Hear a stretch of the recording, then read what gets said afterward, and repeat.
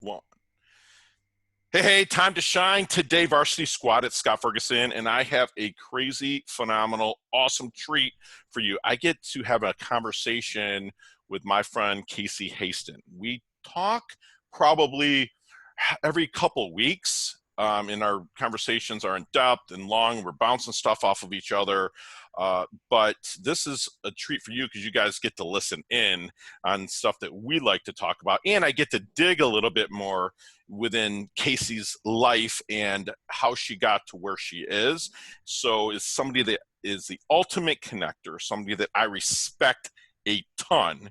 And Casey is a top executive recruiter who spent over 20 years in the accounting space before finding her passion helping others find their dream jobs.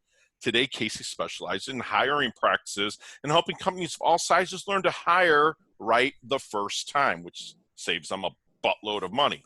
So I am just stoked. I am so privy. This lady has connected me to people that has helped me level up like crazy. So Casey, welcome to Time to Shine today. And please come on, introduce yourself. But first, what is your favorite color and why? Well, my favorite color is blue. And I think it's because it reminds me of the sky when it's not raining and just how big the world is. Love it. Love it. And it's kind of like an infinity color, if you will. Yeah. Because and it's this ocean, which like 80% of the earth is covered with, which I'm literally looking at right here. Unfortunately, we're in day like 597 of our quarantine. So Right. we can't even go to the ocean. But that's my favorite color as well. I have a little bit of a red streak that can show up every once in a while, but my favorite color is definitely blue. So Casey, take us to the origins of where you started, a little bit of paths. Tell us about a few nightmares you might have encountered along the way into where you are now, the ultimate connector. Well, I will tell you, I had a very non-traditional background. Started my own company early on, and thought that that was way more important than going to school. And so kind of found myself, because I started my own company, um, doing the accounting because I was broke. You know how it is when you first start a company. And then ended up going back to school for accounting later on after I sold my company, and ended up doing that for a very long time, 20 years. And that was never passionate about it. It was not something that, I woke up every morning going, yay, I get to go to work today. It was always like, here we go again. We're going to go tick and tie for a while, produce those financials. And when the company that I had worked for 11 years ended up closing, I started getting calls from recruiters for the very first time. I'd never worked with a recruiter before. I'd always gone from one job to another all on my own. And so I started working with these recruiters, and I'll tell you, I think I found all the bad recruiters in DFW first, which ended up being a blessing. I Right? promise you, it ended up being a blessing. And so anyway, and I do apologize. We are working from home, and my No, you're dogs have good. just spotted something outside, if you can I hear them. love it. I got my pup literally sleeping behind me. Yeah, I wish mine would go back to sleep. So anyway, I ended up meeting with a lot of bad recruiters, and I thought this is baloney, this whole recruiting thing, and I wasn't going to use a recruiter. And finally, I got a call from a good one, and this one really. This is where I think coaching comes in when it comes to recruiting, because she looked at me, and after talking to me, she's like, Casey, you don't even like accounting. And I'm like, oh my God, what am I going to do? This is all I've known. Right. And so she had a very similar career to mine. And she's like, why don't you come recruit with me? And I'm like, I don't work on commission. And almost 8 years later, here I am, director of recruiting and loving life. Okay, so what makes a great recruiter then? I think what makes a great recruiter is somebody that gives value first, that builds those relationships, that doesn't look at their candidates and see dollar signs. I think that's so important. I think that you continue that relationship after you place that candidate, and that for example, I had engaged with a candidate about 7 years ago, 6.5, 7 years ago, and she ended up getting a job on her own. She'd been at that company for the entire time, and she ended up leaving under unfortunate circumstances. And she called me because I'd kept up with her for that 6.5, 7 years. And I just recently placed her in her dream job. Love it. and love it. So you're really building relationships with the people that you're placing, not just like looking at them like a dollar sign, like you said. Where did that go-giver spirit come from? I think it came from when I first started recruiting. I was watching, everyone, and it probably even goes back further than that. I think it's my nature. When I recently read a book, a lot of my conversations start out like that, by the way. I just read a book or I listened to a podcast. Sure. Um, Yeah. but I read a book, and what it did is it kind of took you through, really getting to the core of who you are and finding your one word that defines everything you do in life and business. And when I got down to the core value to my one word, it was giver. Awesome. So was that done through your own choosing or through a test that you took that made that come out, or how did you come up with the one word? It's just reading through. It's not a test. It's not, a course. It's just as you read through the book, it prompts you to think about things. It prompts you to ask yourselves questions. And okay, I cheated a little. I actually had the author on my podcast, Okay. and he kind of worked me through a little mini coaching series to come up with that word. But I did Love it. read the book. No, I love it.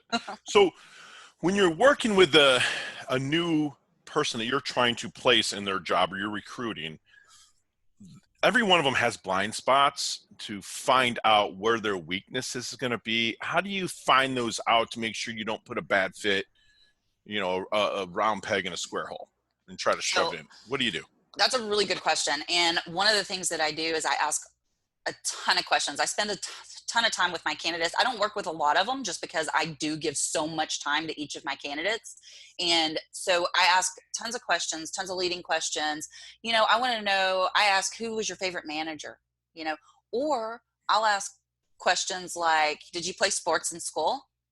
Tell me about your favorite coach. Tell me about a time that you failed, when you were playing sports, because that's going to kind of open them up in a not so direct manner to be a little bit more honest about that failure, and then we can work around it. But we Speak. do a lot of coaching, and I do mock interviews with them, and I just to love it. kind of see what they're going to say, how they're going to say it, and then I coach around that. So tell us about a time where you failed forward. Give Time us a where I story. failed forward. Give us a story. Come on, Casey. Um, so I bought a franchise that I did not do a lot of research on about 12, 15 years ago.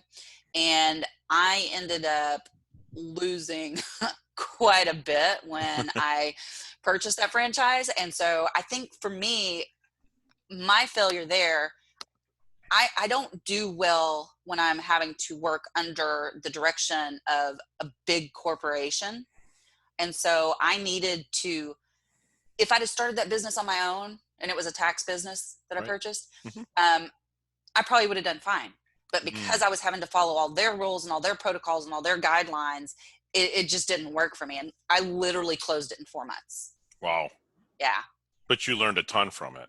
I The did learn a experiences you ton. pulled, that's phenomenal. Yeah, So I'm at a networking event, not now because we can't do that, out I pressing know. some flesh, meeting some new people.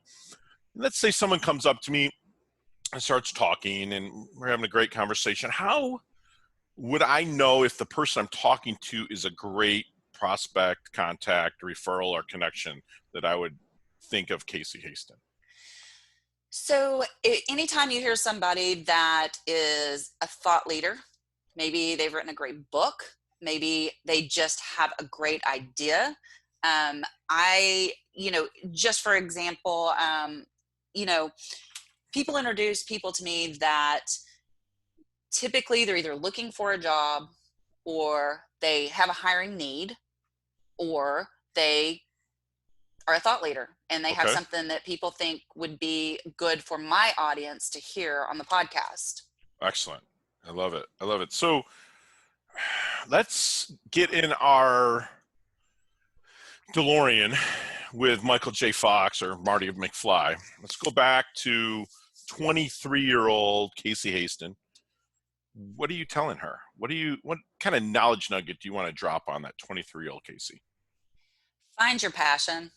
Find out what really makes you happy. And I will tell you, when I was 23 and I started my own company, um, I I was in my passion zone because I was working with a membership organization and I dealt with people over the phone all day long.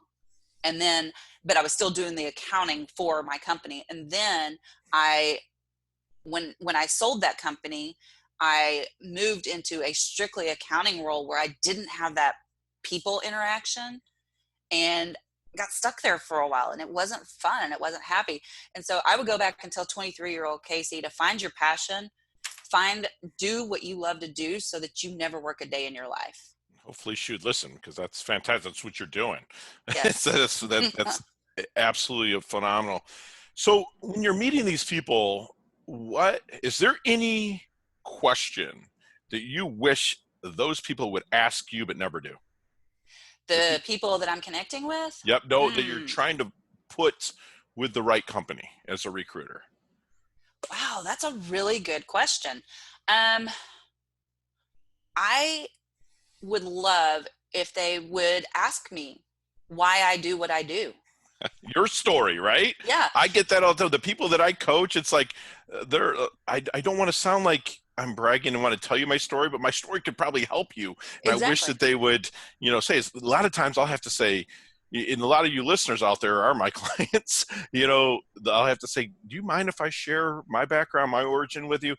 That's what I do, though. I mean, as a real estate agent for 22 years, a lot of people will come up, they have no problem asking me, how long you been an agent? What's your credentials to sell me a house? And I have to tell them. And when I was young, first thing people would say was, well, how long you been in the business? I would always say it feels like a lifetime. And that answer got me over the hump. But they never ask, what makes you the right person for me? They might have been referred to you, but still, and that's phenomenal. I knew that was going to come out of your mouth when I asked. I've been waiting for a month and a half to ask that question to you. So I was right. Boom, ching, 10 points. What is the one thing that people misunderstand about Casey the most? Oh, I can tell you exactly what they misunderstand about me. So, I have an assessment that I use, and it's called the Talent Selfie by iWorkZone. It's also called the FIT assessment. And on this FIT assessment, there's 4 different quadrants. And I'm not going to go into a whole bunch of detail, but let me just tell you, I am extremely competitive. I am there's a portion of it that measures whether you're active versus passive. And I'm extremely 92.5% active. Like, my brain never shuts up. And because of that, and this is something that the consultants really helped me with because I didn't realize this before. When I stop talking and you start talking to me, my brain is just talking to me. I got all these voices in my head. I'm not crazy, but I have voices in my head, right? And it can appear because I'm so hard charging, I'm so task oriented, and you'd think I was people oriented, but no, I want to get the ball across the line. I got to get the job done because that's my competitive side, right? Okay. And so it appears as if I don't care because I get so focused on getting that ball across the line, and I get so focused on everything that's going on around me that I may not be looking at you. I'm listening. I'm hearing everything you say, but it may not appear that way. So it appears like I'm not paying attention to you. So how do you harness that now? I really try to, whenever I'm engaged in a conversation like with you right now, like I want to go in a million different directions, but I want to make sure that I'm, I know they can't see us, but I want to make sure I'm maintaining eye contact with you. Sure. And that that I am 100% here present with you right now. I love it. So what is the one big thing, capitalized BIG, that Casey wants to accomplish in her life? Because you did a lot. I've done a lot, and I've got a lot more to do. I think the one big thing that I want to accomplish is I want to keep giving value back to the world. I'm an avid reader, and I'm an avid consumer of information. And, my team often says, I'll walk in the morning, I'll say, I just listened to a podcast. And they're like, we know, but I learned something and I want to share that. And I want to help people. And, a lot of the people that I hire are younger, and some of them are just recent grads coming out of school. And I'm like, please listen to me. Kind of going back to what would you tell that 23-year-old Casey? This is what I'm telling these 23-year-olds today. Please Start reading now. Start improving yourself. Start developing yourself personally and professionally. I mean, fiction books are great. Don't get me wrong. I read fiction too, but you've got to devote yourself to reading at least one professional development book. I'd say a month. Would you Yeah. disagree with that? No, it's 100% true. Your mind's a muscle, just like any other part that can atrophy. And if you're not feeding it with the right stuff, yeah, it can stray, and it definitely will. So what is your Casey's definition of a life well lived? A life where you're living in your passion. I know I keep going back to that No, word, please. but I think one where you're fully present, where you practice mindfulness, where you control, where you live consciously, not just, getting by, but where you make conscious decisions every moment to make the best of life, and enjoy the journey. Don't say, okay, in 10 years, this is where I'm going to get and rush to get there, because Sure. eventually you're going to run out of years. We all do. Mother Yeah. Nature is undefeated. So Father Time and Mother Nature is undefeated. So yeah, I love that. So let's take out our cell phone. Let's remove the laptop. What's 3 things Casey cannot live without? Books, podcasts, and my puppies. Even though they were just barking very rudely. I love my It's puppies. okay. They're I not should probably rude. say Steve too. That's Steve in there. Steve's there. That was a That's given. a given. So Yeah. that absolutely. So we're gonna move into our level up lightning round. Okay. So you and I can speak, and I'm sure we will on down the road, 25, 30 minutes on each one of these, but I need Right. 5-second answers on everything I'm going to ask right now. Okay. Right? Ready, set. What is the best leveling up advice you've ever received? Okay. Listen carefully.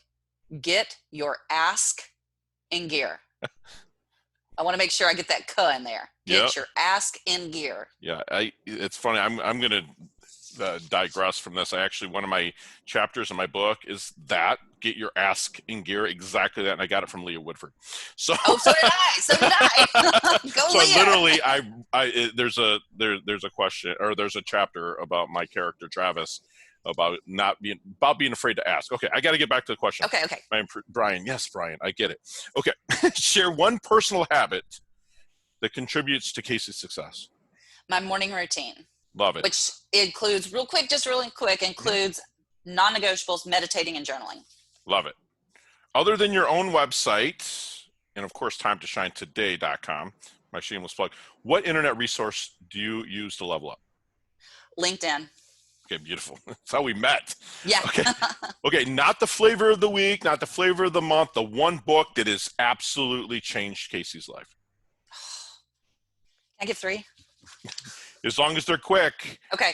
Miracle Morning, Go Giver, 5-second rule. Love it. Love it.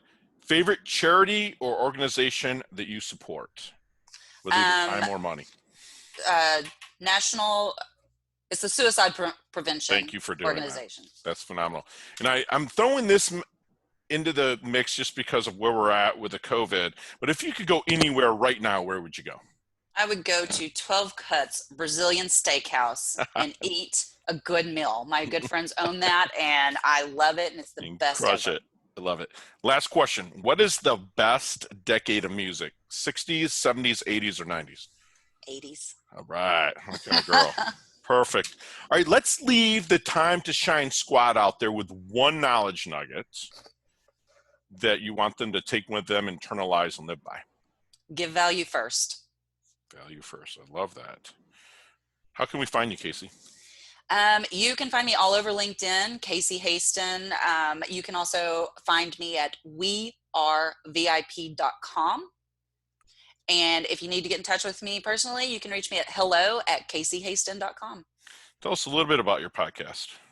The podcast is designed, so it's a company podcast, the VIP podcast, and it is designed to give value to our audience, to our candidates, job seekers, and also to our clients. Like, we'll bring people on that teach you how to build a better team so that can help you keep your talent once you get it. And I get to be a guest soon. You get to be a guest. I can't wait to see what you're going to teach our audience.